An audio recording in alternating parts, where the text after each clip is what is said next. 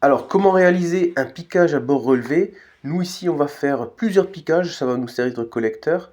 Donc, on prend une lame de scie, on la retourne, on la met à l'envers et on peut rapidement tracer sur le tube. Alors ici, je l'ai mis au ralenti, mais on va tracer sur le tube une ligne ce qui s'appelle une génératrice. Et cette petite ligne va directement nous permettre de pouvoir tracer après perpendiculairement nos piquages pour les aligner parfaitement. Sinon, ils ne seront pas droits et ça va être une catastrophe. Donc, perpendiculairement, je mets mon repère et je peux donc avoir mon repère précis sur la génératrice pour pouvoir réaliser mon premier piquage. J'en mets un deuxième, hein.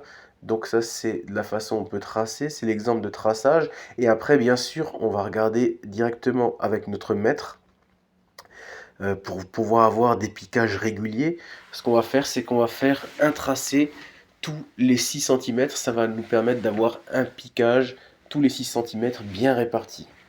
Donc je place bien mon mètre et je fais mon tracé de sorte à être bien régulier, avoir un beau collecteur, un collecteur qui permet d'être bien régulier. Une fois que c'est fait, je prends mon pointeau, je le place dessus et je mets un petit coup ferme, mais un petit coup mais ferme de marteau, de sorte à pouvoir créer une petite empreinte. Et cette empreinte permettra soit à ma fraise de ne pas glisser, soit si j'utilise un petit foret pour pré-percer, qui ne glisse pas et n'abîme pas le tube.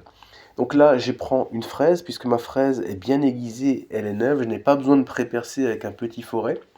Je vais la calibrer, vous voyez, à différents diamètres. Nous, on va faire un piquage avec un tube de cuivre de 14. Donc je la paramètre sur 14, je la calibre en 14 et j'y vais doucement. Il ne faut pas aller trop vite, on y va doucement. Et ça va donc créer ce petit trou qui va nous servir à mettre après la partie qui viendra relever, le bord relevé. Donc la pièce que je viens de prendre, vous la mettez de côté, vous la réservez, et celle-ci, vous choisissez le diamètre de votre piquage, le tube de votre piquage, pardon. Donc c'est du tube de 14, je choisis le tube de 14. Cette pièce-ci, vous la reprenez, vous la faites tourner, vous la réglez, et la partie qui est à l'intérieur doit après être un petit peu plus qu'à fleur, 2-3 mm au-dessus de la fleur de cette partie qui vient épouser après le tube.